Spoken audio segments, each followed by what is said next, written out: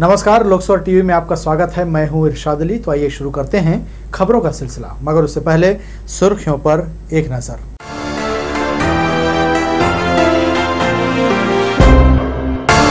महंगाई भत्ता बढ़ाने फेडरेशन ने किया बड़ा आंदोलन, कहा बात बनेगी या फिर ठनेगी। पीएफ जीपीएफ फंड में डाका, एसएसपी ने एएसआई को किया लाइन अटैच। भूगोल का बिगड़ेगा गणित, एसएसपी ने दिया जांच का आदेश। बाढ़ में ड्रग्स परोसने का मामला। बारिश नहीं होने से किसान चिंतित, बुआई के बाद फसल में बढ़ा बीमारी का खतरा। और जमीन बंटवारे को लेकर परिवार में खूनी खेल, बड़े भाई व भाभी की हत्या। ये थी सुर्खियां। अब खबरें विस्तार से। केंद्र के समान महंगाई भत्ता देने अधिकारी कर्मचारी फेडरेशन ने प्रदेश व्यापी धरना दिया और महारैली निकालकर राज्य सरकार को कलेक्टर के माध्यम से ज्ञापन सौंपा। कर्मचारी नेताओं ने कहा बात बनेगी या फिर ठनेगी। फेडरेशन ने कहा कि सरकार पर वादा निभाने का दबाव बनाने अगला कदम इसी माह उठाएंगे। केंद्र के समान महंगाई भत्ता देने पहले भी प्रदर्शन आंदोलन किया गया है। मौजूदा भूपेश सरकार का कार्यकाल 1.25 साल बाकी रह गया है। ऐसी स्थिति में कर्मचारी अधिकारी फेडरेशन ने मांग पूरा कराने दबाव बनाना तेज कर दिया है। बुधवार को फेडरेशन के आह्वान पर पूरे प्रदेश में अवकाश लेकर विभिन्न विभागों में कार्यरत अधिकारी कर्मचारी हड़ताल पर थे। नेहरू चौक में हजारों की संख्या में कर्मचारी आंदोलन में शामिल हुए। नेताओं ने कहा राज्य सरकार अपना वादा निभाए, इसे अपना अधिकार बताते हुए कहा केंद्र के समान महंगाई भत्ता देने की बात सरकार ने कही थी। 3 साल बाद केवल 5% का इजाफा किया जाना समझ से परे है। कहा जा रहा है बात बनेगी या फिर ठनेगी। पूरा का पूरा कर्मचारी जगत आज आंदोलन में है और उग्र है। शासन और माननीय मुख्यमंत्री से हम अपेक्षा करते हैं कि बहुत जल्दी जो है तो इसमें त्वरित निर्णय लेकर के और तत्काल इसका निराकरण करें, अन्यथा निर्णय भविष्य में उनके पक्ष में नहीं होगा। हम ये जो है तो हम उसको चाहे भी रोक लें पर वो उनके पक्ष में नहीं रहेगा, ये निश्चित रहे। बात बनेगी क्योंकि पूरे राज्य के लघु वेतन से ले तक राजपत्रित कर्मचारी संघ इस आंदोलन में सम्मिलित हुए हैं। अगर बात ठनेगी तो लंबे से ठनेगी। इसके लिए हमने समय भी दे दिए हैं। 25 जुलाई से अगर बात बढ़ी तो 25 जुलाई से पुनः पूरे राज्य के लघु वेतन से ले तक राजपत्रित कर्मचारी संघ पूरा रोड में आएंगे। इसके बाद में और ठनी फिर अनिश्चित काल में जाएंगे। 34% महंगाई भत्ता को लेकर सरकार और कर्मचारियों के बीच संवाद की स्थिति अब बन सकती है। आंदोलन में महिला कर्मियों ने भी अपनी बात रखी। हमारा जो पर्यवेक्षक संघ है वो इतने विस्तारित रूप में पहली बार इस फेडरेशन के साथ जुड़ा हुआ है और हम ये प्रयासरत रहेंगे कि हर कार्यक्रम में, चाहे वो वैधानिक चेतावनी हो सरकार को, चाहे वो हमारी तरफ से सरकार को ज्ञापन देना हो या उनको धन्यवाद ज्ञापन भी देना हो, तो हम फेडरेशन के साथ रहेंगे। पर हमारा एक एकल वजूद भी है। हमने अपने वजूद को वेतन विसंगति के साथ इम्प्लीमेंटेशन दिया है। हम सामने आए हैं अपने वेतन विसंगति को लेके। तो अभी आप जैसा देख रहे हैं कि हमारे कुल साथियों में से तकरीबन 50 से 55 पर्यवेक्षक यहाँ पर उपस्थित हैं, जो अपनी शक्ति का प्रदर्शन करने भी आई हैं और अपनी मांग को जायज़ तरीके से रखने भी आई हैं। भत्ते में बढ़ोतरी नहीं करने से अधिकारी कर्मचारियों को हर वर्ष लाखों रुपए का नुकसान उठाना पड़ रहा है। फेडरेशन ने चरणबद्ध आंदोलन की रूपरेखा तैयार की है। इसके तहत इस माह के अंत में फिर सभी सड़क पर उतरेंगे। रैली की शक्ल में कलेक्ट्रेट पहुंचकर कर्मचारी नेताओं ने मुख्यमंत्री के नाम ज्ञापन सौंपा। कैमरामैन राजा खान के साथ दिलीप जगवानी, लोकसभा टीवी, बिलासपुर। अधिकारी कर्मचारी फेडरेशन के प्रदेश व्यापी धरना प्रदर्शन के कारण बुधवार को शासकीय कार्यालयों में ताला लगा रहा। दूर दराज से आए लोगों को इधर उधर भटकते देखा गया। इस आंदोलन में सभी विभाग के अधिकारी कर्मचारी शामिल हुए, जिसकी वजह से कार्यालयों में कामकाज ठप रहा। भारत की सुरक्षा और लोकतंत्र के पक्ष में जो भी होगा, कांग्रेस उसके खिलाफ होगी। देश की सुरक्षा और लोकतंत्र के हित से जुड़ा हर विषय कांग्रेस के गले की हड्डी बन जाता है। भारतीय जनता पार्टी के प्रदेश प्रवक्ता भूपेंद्र सवन्नी ने ये बातें कही। भारत के तीनों सेनाओं को सशक्त करने के लिए लाई गई योजना अग्निपथ का प्रायोजित विरोध, तोड़फोड़, ट्रेन व भाजपा कार्यालय में आग लगाना कांग्रेस की उसी देश विरोधी मंशा को प्रकट करता है। देश भर में जहां अग्निपथ के खिलाफ उपद्रव हो रहे हैं, इसके पीछे कांग्रेस और उसके मित्र दल ही हैं। यह उनके साक्ष्यों के साथ साबित हुआ है। प्रदेश प्रवक्ता भूपेंद्र सवन्नी भाजपा कार्यालय में पत्रकारों से चर्चा कर रहे थे। उन्होंने कहा कि हाल ही में कांग्रेस विधायक विक्रम मंडावी ने सीधे तौर पर बस्तर में यह आह्वान किया है कि जैसा तोड़फोड़ बिहार में हो रहा है, जिस तरह वहां गाड़ियां जलाई जा रही हैं, वैसे ही छत्तीसगढ़ में भी होना चाहिए। इससे पहले कांग्रेस नेता आसिफ मेमन ने एक फेसबुक पोस्ट कर प्रदेश भाजपा कार्यालय को जलाने का आह्वान किया था।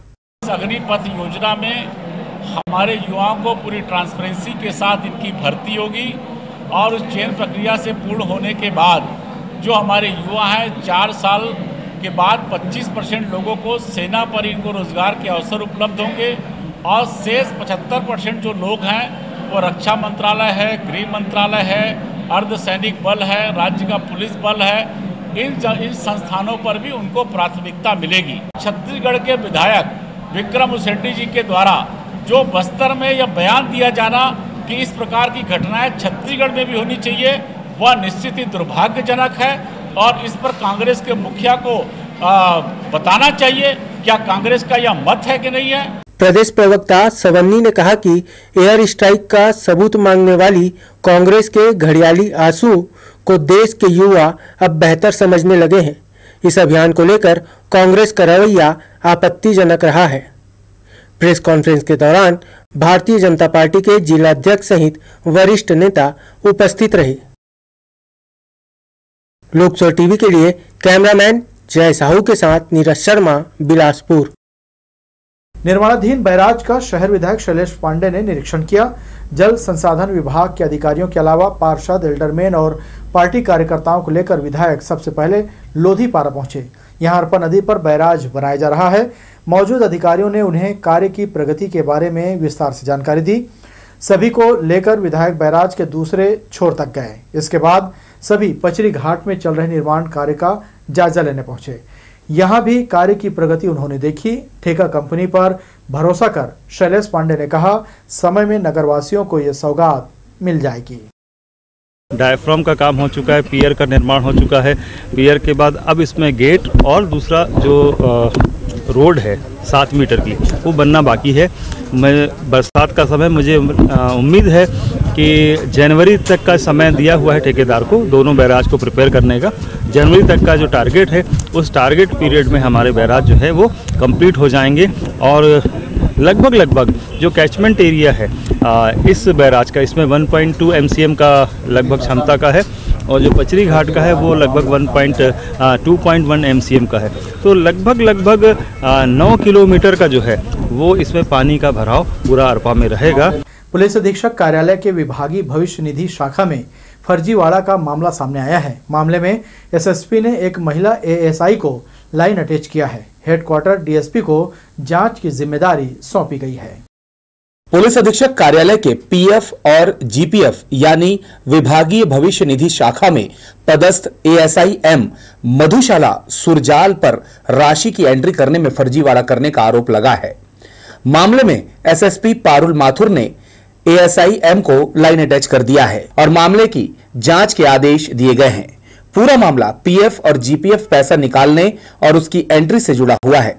महिला अधिकारी पर आरोप है कि उसके द्वारा पीएफ और जीपीएफ की राशि भुगतान करने में गड़बड़ी की गई है और रिकॉर्ड में भी हेराफेरी की गई है।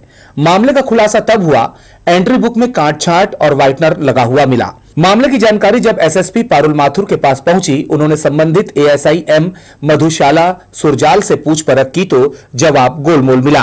पूरे प्रकरण की जब प्रथम दृष्टया प्रारंभिक जांच कराई गई तो मामले में गड़बड़ी पाई गई। एसएसपी ने मामले को संज्ञान में लेते हुए एएसआई एम मधुशाला सुरजाल को लाइन अटैच कर दिया है और जांच का जिम्मा हेडक्वार्टर डीएसपी राजेश श्रीवास्तव को सौंपा गया है।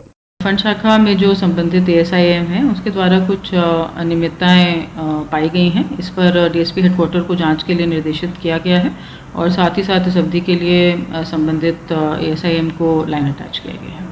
बताया जा रहा है कि पीएफ और जीपीएफ की राशि निकालने आए पुलिसकर्मियों से साठगांठ कर उनके खाते पर 25 लाख रुपए ट्रांसफर किए गए। ऐसे 5 प्रकरण जांच में सामने आए हैं, जिसका खुलासा जांच के बाद होगा।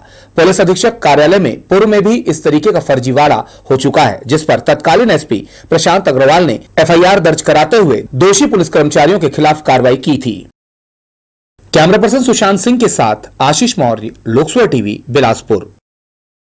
शहर और उसके चारों तरफ ही नहीं बल्कि आसपास के ग्रामीण इलाकों में भी रेत की जगह जगह अवैध डंपिंग की गई है। घाट बंद होने के बाद भी माफिया घाटों में पोकलेन मशीन लगाकर 24 घंटे रेत खोद रहे हैं। रेत घाट 15 जून से बंद कर दिए गए हैं, लेकिन सब कुछ कागजों पर।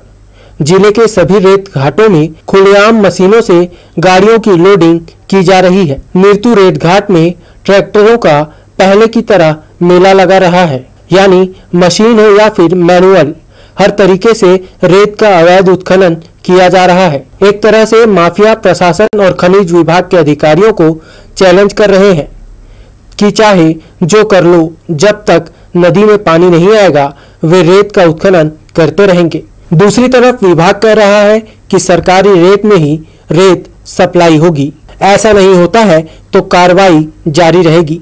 लेकिन बिलासपुर जिले में हो रहे अवैध उत्खनन पर खनिज विभाग के उप संचालक दिनेश मिश्रा कोई भी कार्रवाई नहीं कर रहे हैं।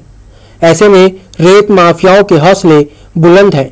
रेत के व्यापार से जुड़े लोगों का कहना है कि प्रशासन हो या फिर खनिज विभाग के अधिकारी, सभी रेत घाट के ठेकेदारों से मिले हुए हैं। घाट पर लोडिंग चार्ज बढ़ने की शिकायत ट्रांसपोर्टर इसलिए नहीं कर सकते क्योंकि उन्हें उनसे रोज काम पड़ना है। शिकायत करेंगे तो रेत देना ही बंद कर देंगे। कुल मिलाकर बंद रेत घाटों से नदी में पानी नहीं आने तक रेत माफिया ऐसे ही रेत का अवैध उत्खनन करते रहेंगे। लोकसभा टीवी के लिए कैमरामैन सतीश साहू के साथ भूपेंद्र सिंह राठौर की रिपोर्ट। बिलासपुर वन मंडल को इस बार प्लांटेशन का लक्ष्य नहीं मिला है। इस बार सिर्फ पौधे बांटने की ही जिम्मेदारी उनके पास है। वन मंडल की अलग अलग नर्सरी में 8 लाख पौधे तैयार हो रहे हैं। हर साल लाखों पौधों का रोपण करने वाला बिलासपुर वन मंडल इस बार सिर्फ 28 से 30 हजार पौधों का ही रोपण करेगा। ये रोपण मस्तूरी के पास उदय वन और बेलगहना में होगा। इसके अलावा और कहीं भी प्लांटेशन का कोई टारगेट नहीं है। एक अधिकारी के मुताबिक 8 लाख पौधों का वितरण किया जाना है। इसके लिए 5 लाख पौधे रतनपुर रेंज के बांसा झाल और पुडू की नर्सरी में तैयार किए गए हैं। इसके अलावा फदाखार में 1 लाख, इंदिरा अमराई, चिल्हाटी, सीपत, लुत्रा और कोटा सब डिवीजन के बेलगहना में 80-80 हजार पौधे रोपण के लिए तैयार किए गए हैं। हमारे पास जो है इस वर्ष जो पहले से प्रोजेक्ट स्वीकृत है उसमें एक जगह पे जो बेलगहना का मैं बता रहा था वहाँ लगभग 16,000 पौधे लगेंगे। उदय वन में लगभग 12,000 पौधे लगेंगे, तो लगभग 28 से 30,000 पौधे लगाएंगे इस वर्ष। मुख्यमंत्री भूपेश बघेल ने वर्षा मौसम में राज्य में मानसून के भटकने को देखते हुए गांवों में जरूरतमंदों के लिए रोजगार मूलक कार्य अनवरत रूप से जारी रखने के निर्देश दिए हैं। मुख्यमंत्री ने सभी कलेक्टरों और जिला पंचायतों के मुख्य कार्यपालन अधिकारियों को मनरेगा के तहत रोजगार मूलक कार्य चालू रखने के साथ ही आवश्यकता अनुसार नए कार्य भी स्वीकृत करने को कहा है, ताकि गांवों में जरूरतमंदों को रोजगार उपलब्ध हो सके। मानसून की बेरुखी के कारण खेती किसानी का काम पिछड़ा हुआ है और गांवों में जरूरतमंद लोग पलायन करने में लगे हुए हैं। इसे ध्यान में रखते हुए रोजगार मुहैया कराने के उद्देश्य से मनरेगा के कामों को निरंतर जारी रखने के निर्देश दिए गए हैं। कोविड-19 से बचाव का टीका लगवाने के लिए स्वास्थ्य कार्यकर्ता अब घर घर जाकर लोगों का टीकाकरण कर रहे हैं। 12 से 14 वर्ष और 15 से 17 वर्ष के किशोरों को पहले और दूसरे डोज, 18 वर्ष से अधिक आयु के लोगों को दूसरा डोज और health care worker, front line worker और 60 वर्ष से अधिक आयु के वरिष्ठ नागरिकों को दूसरे और प्रिकॉशन डोज के लक्ष्य को प्राप्त करने के लिए कोविड-19 टीकाकरण का विशेष अभियान चलाया जा रहा है। अभियान के तहत स्वास्थ्य कार्यकर्ता घर घर जाकर छूटे हुए सभी पात्र लाभार्थियों को चिन्हांकित कर उनका टीकाकरण करते हुए कोविड महामारी से बचाव के बारे में जानकारी भी दे रहे हैं। रामा मैग्नेटो मॉल में स्थित भूगोल बार पहले भी काफी चर्चे में रहा है, जब पुलिस अधिकारियों और बाउंसरों के बीच समय को लेकर विवाद खड़ा हुआ था। अब भूगोल बार भी इन दिनों खूब चर्चे में है। ड्रग्स मौली को लेकर पुलिस ने सोमवार को भूगोल के मैनेजर को ड्रग्स के साथ गिरफ्तार किया था। यह ड्रग्स बड़े महानगरों में होने वाली पार्टी में नशे के लिए इस्तेमाल की जाती है। भूगोल बार के मैनेजर योगेश द्विवेदी को चकरभाटा पुलिस ने ड्रग्स के साथ गिरफ्तार किया था। अपने बयान में मैनेजर ने बताया था कि पूरा खेल संचालक अंकित अग्रवाल के संरक्षण में चल रहा था। संचालक का नाम सामने आने के बाद भी पुलिस ने अब तक अंकित अग्रवाल को आरोपी नहीं बनाया है। इस मामले में एसएसपी पारुल माथुर का कहना है कि प्रकरण में अभी भी जांच चल रही है। आरोपी के मोबाइल से हुई बातचीत और चैटिंग की जानकारी साइबर सेल की मदद से ली जा रही है। अगर कोई बात सामने आती है तो प्रकरण में नाम जरूर जोड़ा जाएगा। एमडीएमए के साथ भूगोल बार के मैनेजर को पकड़ा गया था। उसी संबंध में वहां के मालिक एवं अन्य लोगों से डिटेल में पूछताछ की गई है और लगातार टीम भेजकर ये सुनिश्चित किया जा रहा है कि ये सभी बार्स जो हैं, न केवल भूगोल बार, समय पर अपने टाइम से बंद हों और इसमें आने वाले टाइम में अगर पूछताछ में या इन्वेस्टिगेशन में किसी और लोगों का नाम उजागर होगा उन पर भी स्ट्रिक्ट कार्रवाई की जाएगी। मैनेजर योगेश द्विवेदी के दिए गए बयान से पता चलता है कि देर रात के बाद जब शहर की शराब दुकानें बंद हो जाती हैं, तो भूगोल बार से शराब की अवैध बिक्री होती है। संचालक अंकित अग्रवाल के कहने पर यहां ज्यादा पैसों में शराब की बोतल बाहरी लोगों को उपलब्ध कराई जाती है, जो खेल काफी समय से चल रहा है।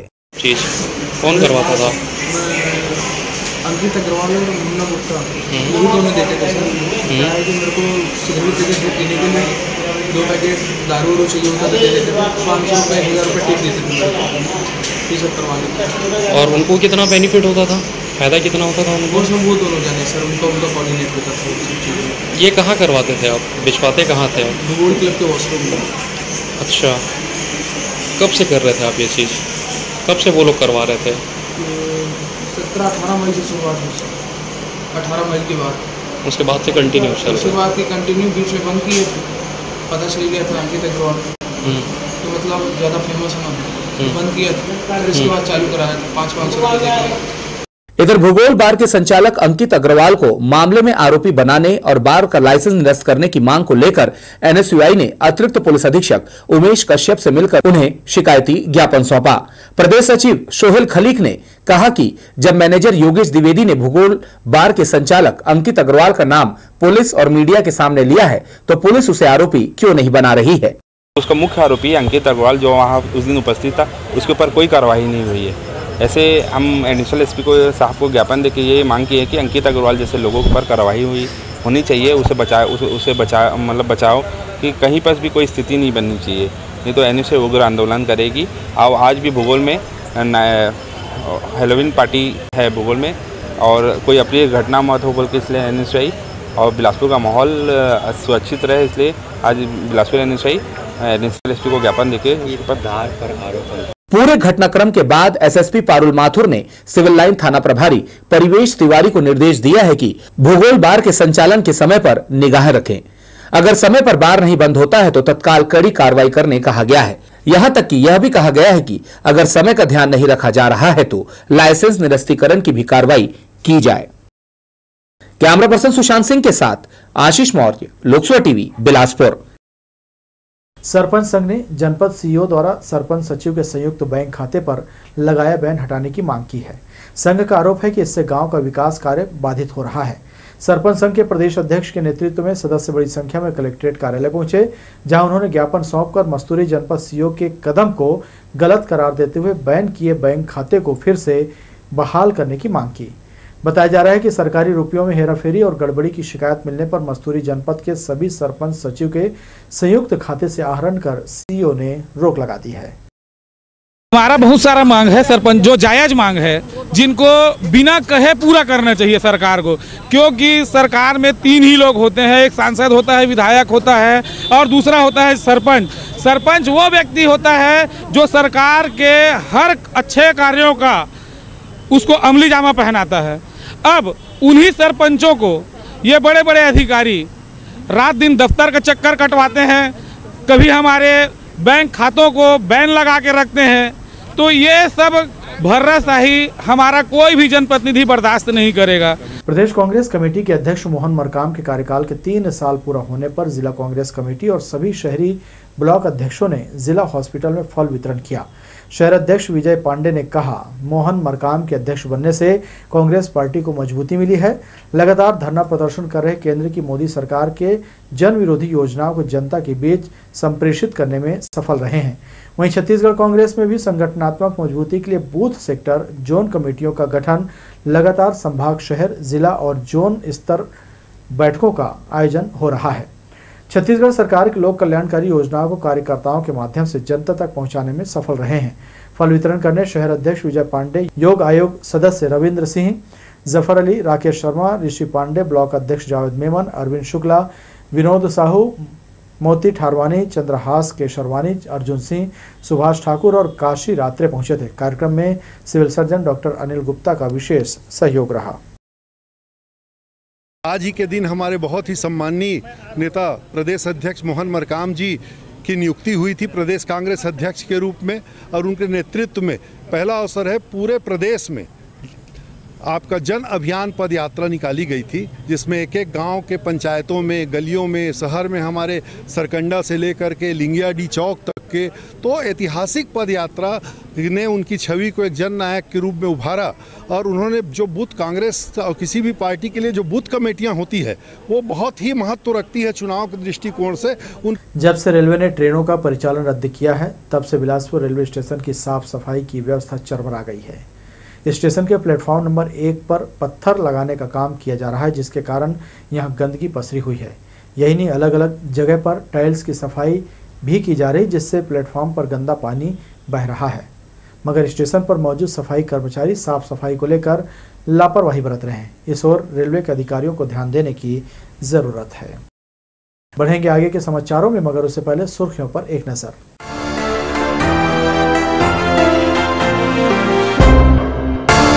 महंगाई भत्ता बढ़ाने फेडरेशन ने किया बड़ा आंदोलन, कहा बात बनेगी या फिर ठनेगी। पीएफ जीपीएफ फंड में डाका, एसएसपी ने एएसआई को किया लाइन अटैच। भूगोल का बिगड़ेगा गणित, एसएसपी ने दिया जांच का आदेश। बाढ़ में ड्रग्स परोसने का मामला। बारिश नहीं होने से किसान चिंतित, बुआई के बाद फसल में बढ़ा बीमारी का खतरा। और जमीन बंटवारे को लेकर परिवार में खूनी खेल, बड़े भाई व भाभी की हत्या। बीते दिनों की बारिश से किसानों के चेहरे खिल उठे थे और खेतों में धान की बुआई शुरू हो गई थी, लेकिन सप्ताह भर से ज्यादा हो गए, बरसात नहीं हो रही है, जिससे क्षेत्र के किसान परेशान हो गए हैं। धान की फसल के लिए ऐसा माना जाता है कि सही समय पर बारिश और बुआई हो तो फसल बेहतर और कई बीमारियों से भी बच सकता है। अधिकांश किसानों की खेती किसानी बारिश के पानी पर ही निर्भर है। बारिश नहीं होने और खंड वर्षा के चलते बिल्हा क्षेत्र के अलावा जिले के किसान परेशान हो रहे हैं। पानी के तो भैया बहुत समस्या है। धान के बुआई तो हो गए है, लेकिन अब पानी बिना बड़ा मुश्किल होतेगा। पानी नहीं गिरी धान मन भता जाए। सही समय में अगर पानी बढ़िया गिर जाए ना भैया तो संभावना है 75-80%, और अगर नहीं गिरीस तो फिर मुश्किल हो ही। हमार बिल्हा क्षेत्र में तो बहुत तंग है, पानी के भारी दिक्कत है भैया। देखो ना, खेत खार में गाय गरुआ मन अभी ले चरत हवा, पानी घाम निटोरा थे, पानी के भारी दिक्कत है, किल्लत है। खेत में किसान मन बर नांगरे नहीं घुसा सकते हैं, बस यही दिक्कत है। अब ऊपर लट निटोरा था कुछ। यहाँ नहर तो बन गए, फिर नहर में पानी नहीं ढील आवा है, पानी नहर में आवे नहीं करे तो ओकरो दिक्कत हवा। किसानों का कहना है कि अगर जल्द ही बारिश नहीं हुई तो जिन किसानों ने बुआई कर ली है उनके पौधे मर जाएंगे। कई किसान भरपूर बारिश का इंतजार कर रहे हैं ताकि संदेह से परे खेतों की जुताई की जा सके। अब देखना यह होगा कि क्षेत्र में बारिश कब तक होगी या फिर किसान आसमान की ओर टकटकी लगाए देखते रहेंगे। लोकसभा टीवी के लिए बिल्हा से धीरेन्द्र मेहता की रिपोर्ट। स्वस्थ होकर महाप्रभु ने अपना मनपसंद भोजन किया। नेत्र उत्सव के मौके पर उन्होंने अपने भक्तों को दर्शन देकर आह्लादित किया। अब महाप्रभु जगन्नाथ जनमानस के बीच रथ पर सवार होकर मौसी मां के घर जाएंगे। इसे रथ यात्रा उत्सव के रूप में शुक्रवार को धूमधाम से मनाया जाएगा। 108 घड़ों के पानी से स्नान के बाद भगवान जगन्नाथ बीमार पड़ गए थे। बहन सुभद्रा और भाई बलभद्र के साथ 15 दिन के एकांतवास में रहने के बाद बुधवार को नेत्र उत्सव पर प्रभु ने अपने भक्तों को दर्शन दिया। इससे पहले गुप्त पूजा हुई। श्रृंगार करने के बाद प्रभु का नेत्र उत्सव अनुष्ठान किया गया। जगन्नाथ मंदिर के प्रमुख पुजारी गोविंद प्रसाद पाढ़ी ने बताया कि 15 दिन के बाद भगवान को अन्न का भोग लगाया गया है। चावल, दाल, भाजी के साथ प्रिय मिष्ठान भगवान जगन्नाथ और दोनों भाई बहन ने खाया। भगवान जो 15 दिन नहीं खाया, 15 दिन बुखार में रहा, इसीलिए भगवान आज भी खाना वाना खाएंगे। आज खाना खाया, भगवान को भोग लगाया और सब्जी, दाल और साग भाजी और ये मीठा, आम, ये सब विभिन्न का भगवान को खिलाया। आज भगवान आज खाया। फिर कल उभा यात्रा नवजौवन दर्शन भी पूरा भगवान का जो शरीर यौवन, जो शरीर का पूरा अच्छा बना हो के अच्छा से पूर्ण हो गया। भक्त लोग अच्छा से खुश होता है देख के भगवान को। रथ यात्रा परसों 1 तारीख को रथ यात्रा है भगवान का। आंखों में काजल लगने पर महाप्रभु का चेहरा और भी आकर्षक दिखने लगा। प्राचीन धार्मिक परिपाटी का अनुसरण करते हुए महाप्रभु को उनकी इच्छा अनुसार मौसी मां के घर भेजने तैयारी की जा रही है। धूमधाम से विदा करने रथ तैयार हो गया है। उड़ीसा से आए कलाकार इसे सजा रहे हैं। इसमें भगवान भाई बलभद्र और बहन सुभद्रा के साथ सवार होकर मौसी मां के घर जाएंगे, जहां वे 9 दिनों तक विश्राम करेंगे। 2 बरस हो गए कोरोना संक्रमण के चलते रथ यात्रा में भक्तों का हुजूम दिखाई नहीं दिया। लोग मन महसूस कर यात्रा में शामिल नहीं हुए। अब जबकि संक्रमण लगभग खत्म हो चुका है, इस स्थिति में शुक्रवार को निकाली जाने वाली भव्य रथ यात्रा में भक्तों का हुजूम उमड़ेगा। रेलवे परिक्षेत्र के जगन्नाथ मंदिर परिसर से शुक्रवार को रथ यात्रा निकाली जाएगी। कैमरामैन राजा खान के साथ दिलीप जगवानी, लोकसो टीवी, बिलासपुर। छत्तीसगढ़ से होकर गुजरने वाली ट्रेनों के कैंसिल होने का सिलसिला लगातार जारी है। अब ईस्ट कोस्ट रेलवे के संबलपुर रेल मंडल में विकास कार्य के नाम पर कई ट्रेनों को रद्द किया गया है। रेलवे ने पहले ही कोयला परिवहन के नाम पर छत्तीसगढ़ की 34 ट्रेनों को लगातार 4 माह तक कैंसिल कर दिया है। इसके बाद भी विकास और मेंटेनेंस के नाम पर ट्रेनों को रद्द करने का सिलसिला जारी है। इससे प्रदेश में रेल में सफर करने वाले यात्रियों को खासी परेशानी हो रही है। ट्रेन कैंसिल होने की वजह से दूसरी गाड़ियों में यात्रियों की भीड़ बढ़ गई है। इससे रोजाना सफर करने वाले अधिकारी, कर्मचारी, व्यापारी वर्ग के लोगों को दिक्कतें हो रही हैं। एक बार फिर से ईस्ट कोस्ट रेलवे के संबलपुर रेल मंडल में विकास कार्य के नाम पर ब्लॉक लिया गया है। इस वजह से 7 से 17 जुलाई तक 8 ट्रेनों को कैंसिल कर दिया गया है, जबकि रैक के अभाव में बरौनी गोंदिया एक्सप्रेस को 29 व 30 जून को रद्द कर दिया गया है। 7 से 17 जुलाई तक 10 गाड़ियां परिवर्तित मार्ग से चलाई जाएंगी। एक दिन पहले ही विकास कार्यों के चलते रेलवे ने 3 दिन के लिए 18 ट्रेनों को कैंसिल किया है।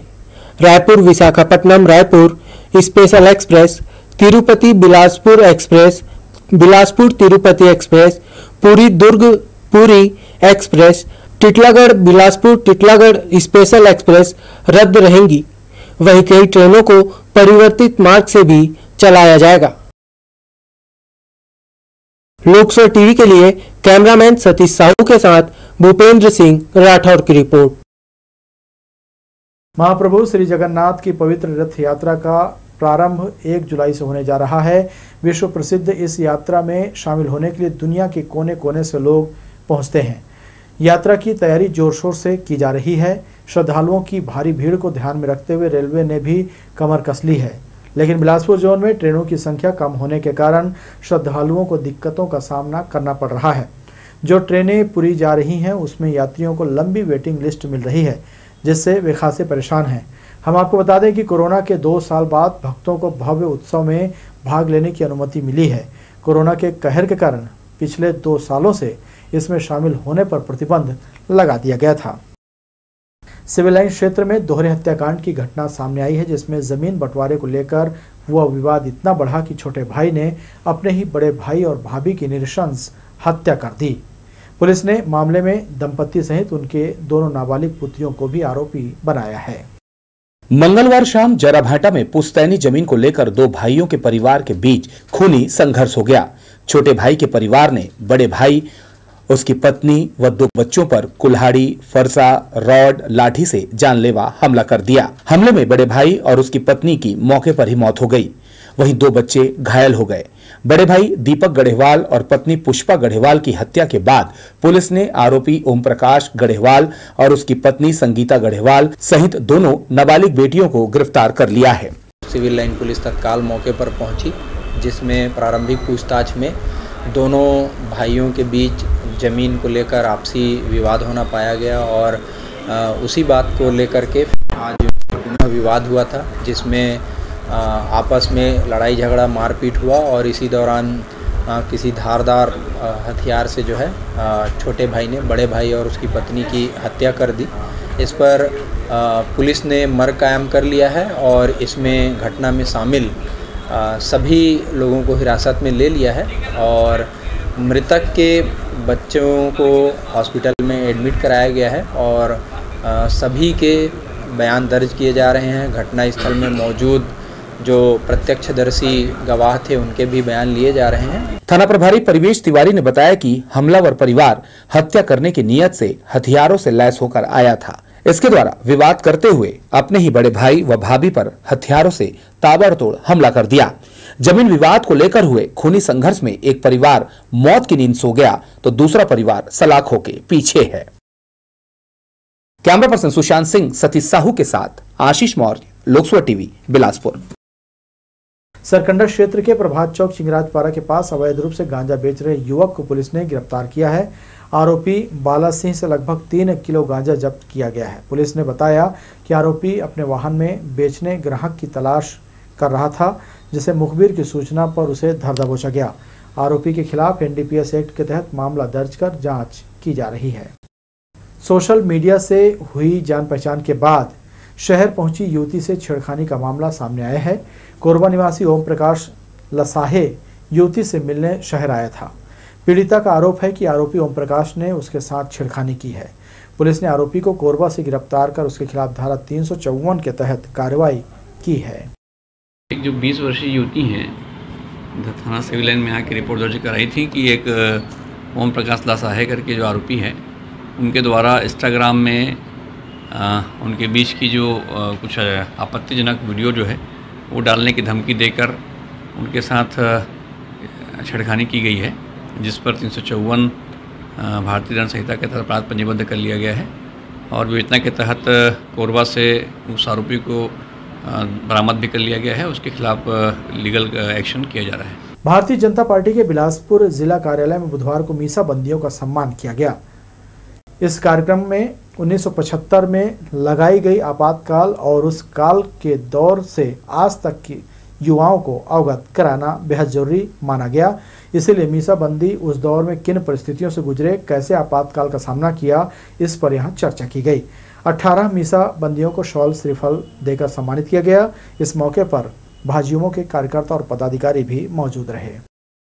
समय जो जेल में बंद थे, जिनको मीसा बंदी और लोकतंत्र सेनानी, उनका सभी जगह विधानसभा स्तर में सम्मान समारोह आयोजित करना है और युवा मोर्चा के कार्यकर्ताओं को आज की तारीख में जो 60 साल से ऊपर है वो तो इमरजेंसी के समय को देखे हैं, लेकिन आज के युवा साथी उस समय के बुरे दौर को रूबरू नहीं हुए थे।